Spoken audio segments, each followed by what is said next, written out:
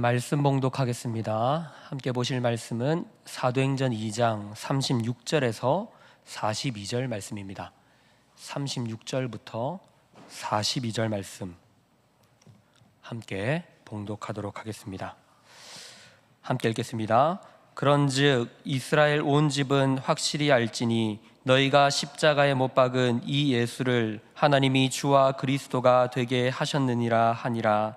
그들이 이 말을 듣고 마음에 찔려 베드로와 다른 사도들에게 물어 이르되 형제들아 우리가 어찌할꼬 하거늘. 베드로가 이르되 너희가 회개하여 각각 예수 그리스도의 이름으로 세례를 받고 죄 사함을 받으라. 그리하면 성령의 선물을 받으리니 이 약속은 너희와 너희 자녀와 모든 먼데 사람 곧 주 우리 하나님이 얼마든지 부르시는 자들에게 하신 것이라 하고, 또 여러 말로 확증하며 권하여 이르되 너희가 이 패역한 세대에서 구원을 받으라 하니, 그 말을 받은 사람들은 세례를 받음에 이날에 신도의 수가 3,000이나 더하더라. 그들이 사도의 가르침을 받아 서로 교제하고 떡을 떼며 오로지 기도하기를 힘쓰니라. 아멘.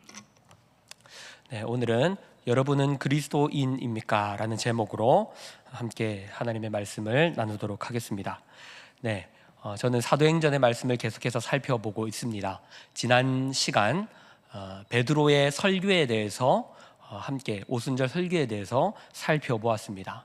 사실상 오늘도 그 베드로의 설교 나머지 부분들과 그 설교에 대한 첫 그리스도 개종자들의 반응을 우리가 오늘 본문에서 함께 보게 됩니다.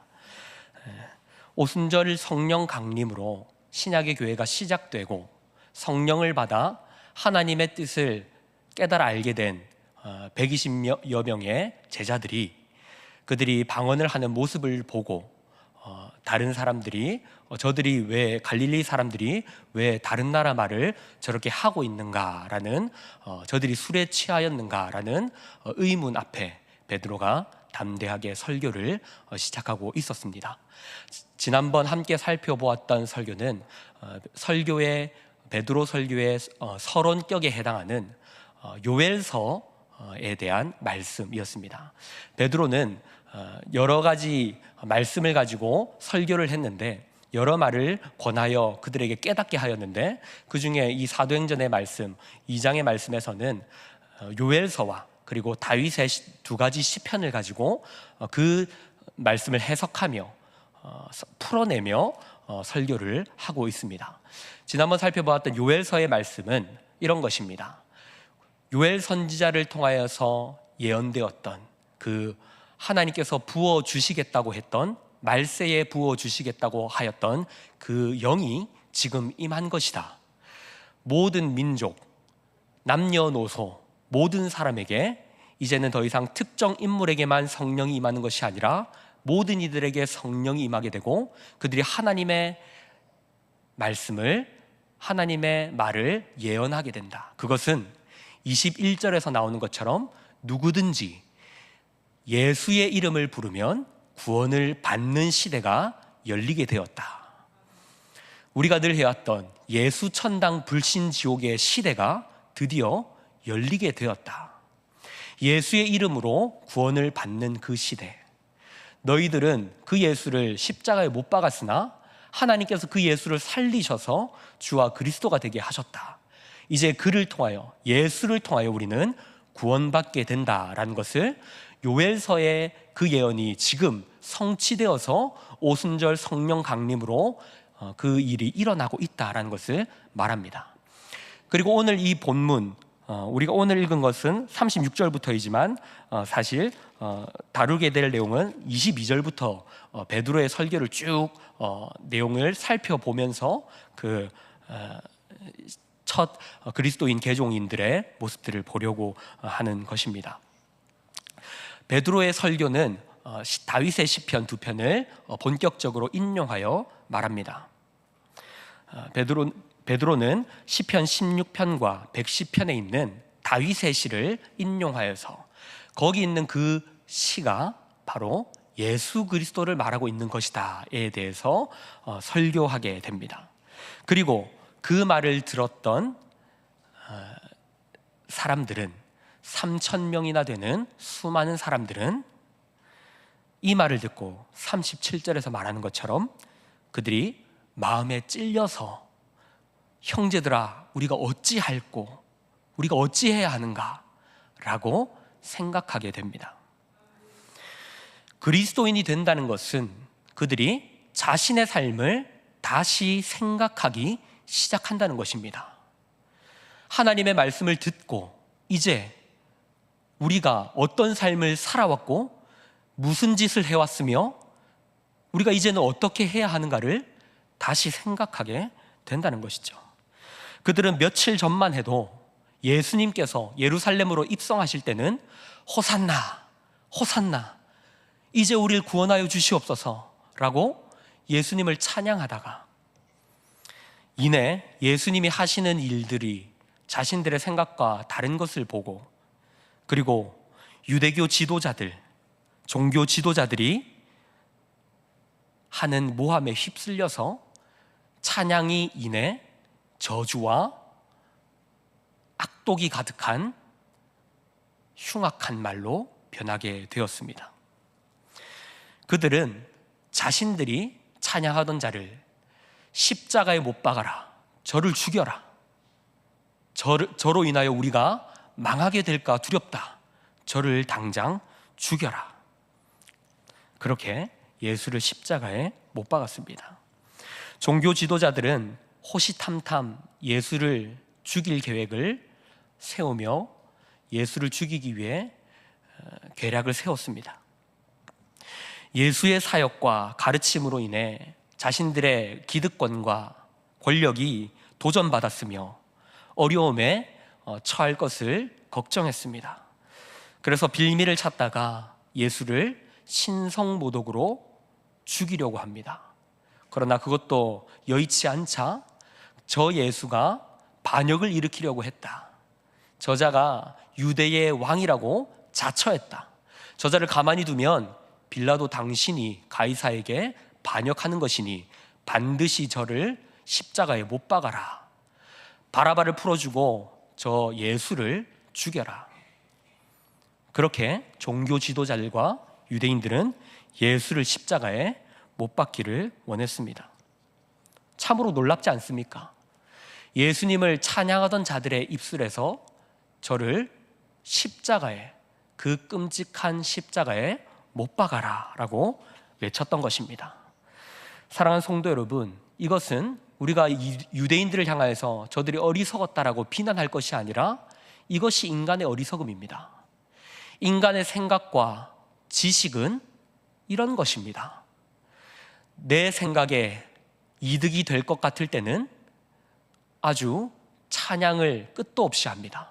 저 사람은 너무 대단해, 저자는 너무나 위대한 사람이야, 내가 살면서 저런 사람을 본 적이 없어, 참 저 사람은 대단해, 우리가 저 사람을 잘 모셔야 해. 우리의 생각에, 우리의 이성에 예수님을 바라볼 때 자신에게 유익이 될 때는 이런 식으로 찬양하는 것입니다. 그러나 이내 그들에게 도움이 되지 않는다, 그들을 자신들을 어려움에 처하게 한다라고 했을 때는 십자가에 못 박아라 라고 말하게 되는 것이죠. 인간의 생각과 판단은 늘 계산적입니다. 자신에게 유리한 대로 생각합니다. 우리가 예수를 믿는다고 하면서도 내 입속을 챙기기가 바쁩니다.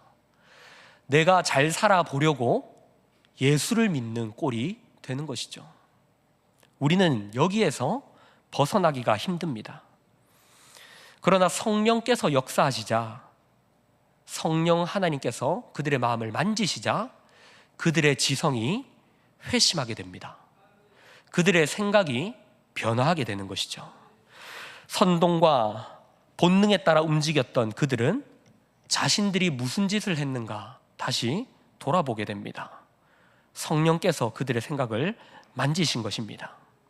이제는 예수 그리스도께서 단순히 나사렛의 목수가 아니라 바로 하나님께서 보내신 하나님의 아들이시며 하나님께서 그분을 주와 그리스도로 세우셨다는 것을 깨닫게 되는 것입니다.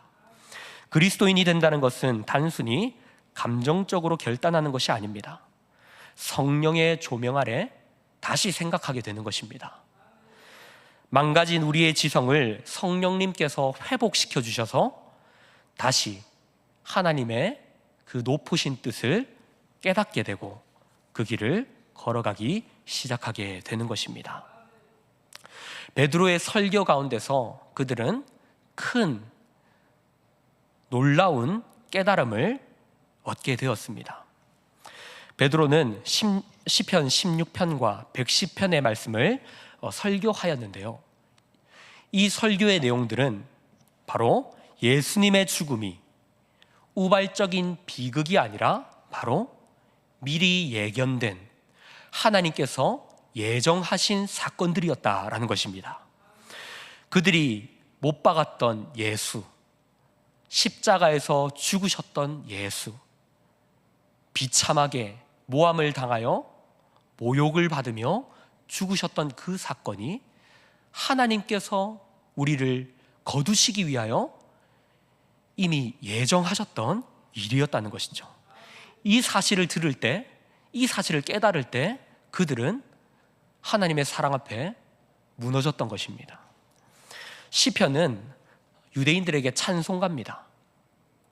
일상적으로 늘 외우며 불렀던 말씀, 찬양이 시편입니다.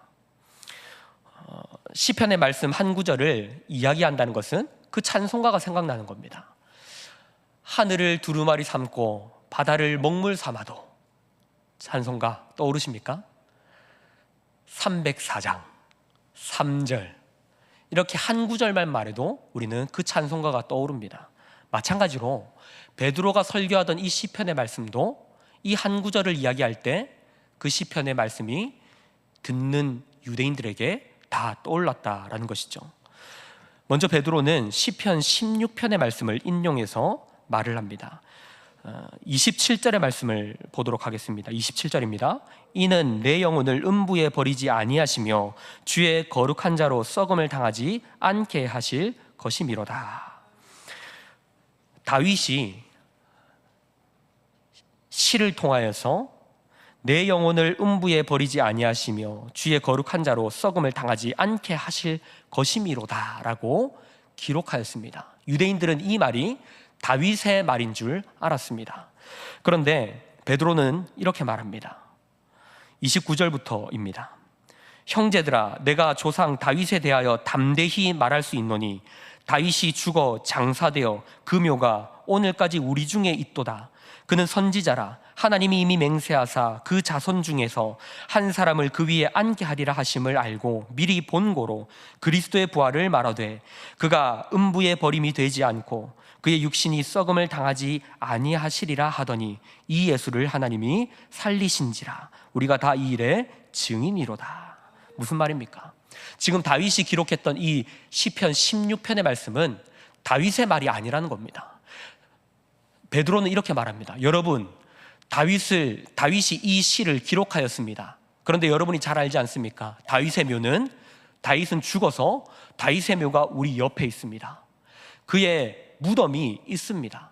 그런데 다윗은 자신이 음부에서 버림을 받지 않고 자신의 육신이 썩지 않는다라고 말하고 있습니다. 바로 이것은 다윗이 자신을 말하는 것이 아니라 바로 그가 미리 본고로 선지자로서 오실 예수 그리스도에 대해서 말하고 있는 것입니다 라고 선포하는 것입니다.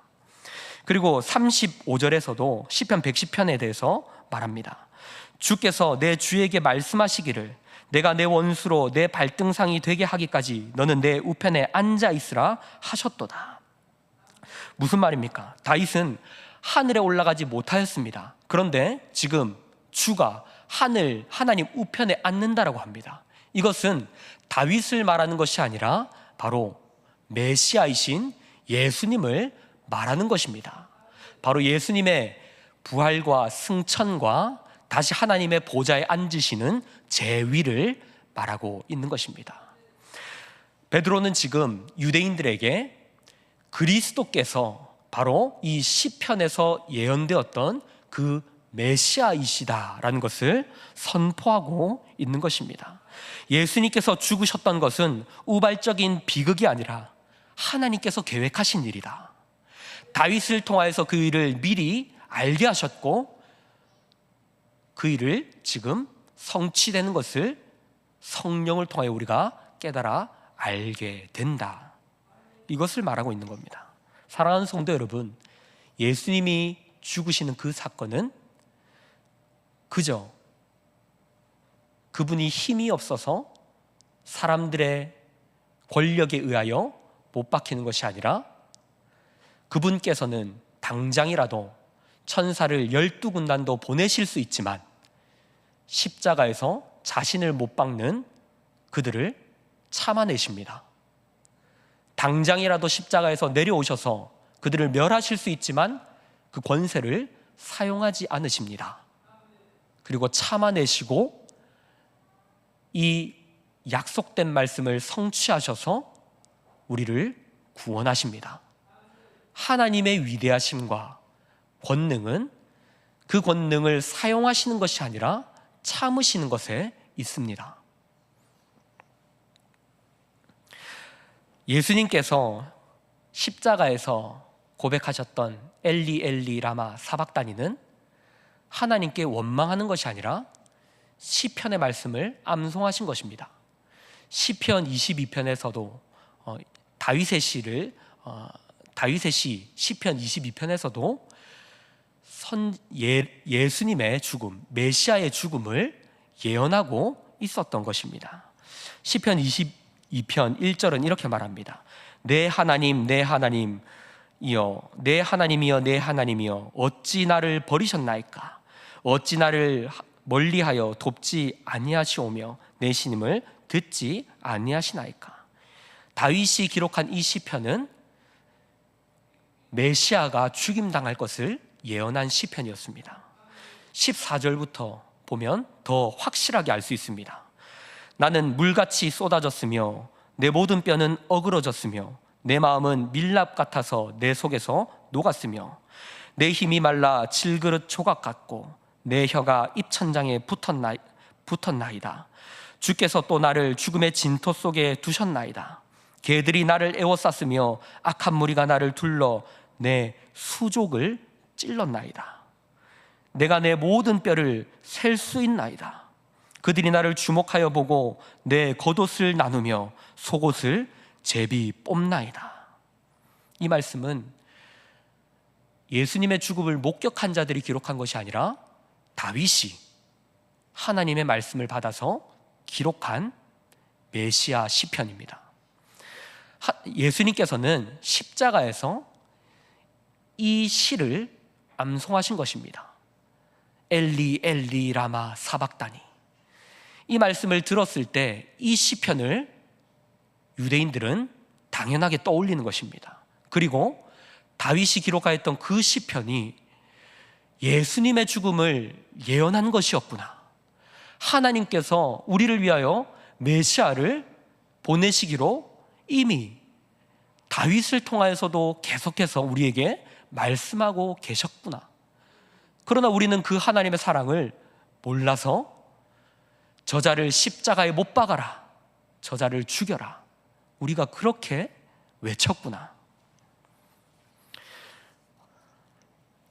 하나님과 원수되었을 때조차 우리를 사랑하셔서 우리를 용서하기로 작정하셨던 그 하나님의 사랑 앞에 유대인들은, 이스라엘 백성들은 무너지게 된 것입니다.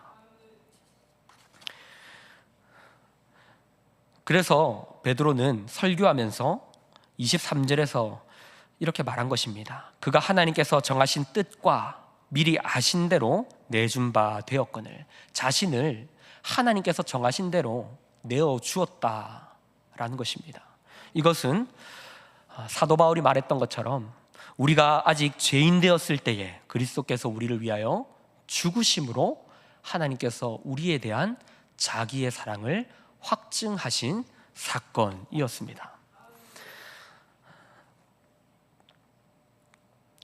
하나님께서 우리를 사랑하셔서 예수를 보내시고 예수의 죽음으로 우리를 용서하시고 그를 통하여 우리를 용납하시는 사건. 하나님은 우리가 무언가를 해야 너희를 구원하겠다라는 것이 아니라 우리가 태어나기 전부터, 창세 전부터 그 십자가를 계획하고 계셨으며 이스라엘 백성들이 예수를 십자가에 못 박을 것을 아시면서도 다윗의 입술을 통하여 그들을 구원하시기로 하나님은 계획하셨던 것입니다. 예수님께서는 그들이 죄인 되었을 때조차 그들을 구원하시기를 억지로 하지 않으시고 기쁨으로 하셨습니다. 왜냐하면 그들이 그들의 존재 자체가 예수님의 기쁨이기 때문입니다. 베드로가 인용하고 있는 시편 16편의 말씀을 보면 1절부터 3절, 베드로가 인용하고 있는 그 말씀을 당연히 유대인들은 떠올립니다. 거기에 1절부터 3절은 이렇게 기록되어 있습니다. 시편 16편 1절부터 3절입니다.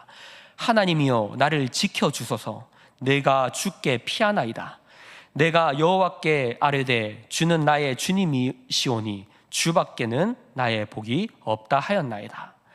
땅에 있는 성도들은 존귀한 자들이니 나의 모든 즐거움이 그들에게 있도다. 예수님께서 이렇게 말씀하고 있는 겁니다. 땅에 있는 성도들은 존귀한 자니 나의 모든 즐거움이 그들에게 있도다. 예수님께서 십자가를 지실 그 예언의 말씀을 다윗에게 주시면서 십자가를 짊어지시기 전에 이 말씀을 하고 계시는 겁니다. 땅에 있는 성도들, 천국 백성을 말하는 것이 아니라 이 땅에서 살아가는 그리스도인들, 그들은 모두 존귀한 자다. 그들이 죄인 되었을 때에도 내 눈에 존귀한 자들이다. 나의 모든 즐거움이 그들에게 있다. 그러므로 그들이 나를 십자가에 못 박지만 나는 그들을 위해서 내 몸을 내어주기를 기꺼이 하겠다. 너희들은 내 기쁨이다. 이 고백은 유대인들이 다윗의 고백으로 생각했지만 사실 예수님의 고백이었습니다. 이 고백 앞에 이스라엘 백성들은 그들의 생각과 그들의 마음과 그들의 모든 삶이 녹아내리게 되는 것입니다. 사람이 뒤집어지고 변화되는 것은 잘잘못을 따져서 가르쳐주는 것이 아니라 내 목숨을 대신해서 내어놓는 사랑 앞에서입니다. 우리가 하나님 앞에서 굴복하게 되고 내 삶을 바치게 되는 것은 그분이 보여주시는 말로 다 할 수 없는 사랑입니다. 그 사랑을 경험할 때 이렇게 고백하는 것이죠. 우리가 어찌할꼬?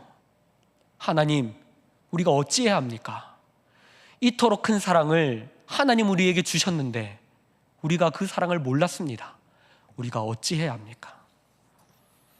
이러한 고백을 터뜨리게 되는 것입니다. 그리고 그들에게 베드로는 말합니다.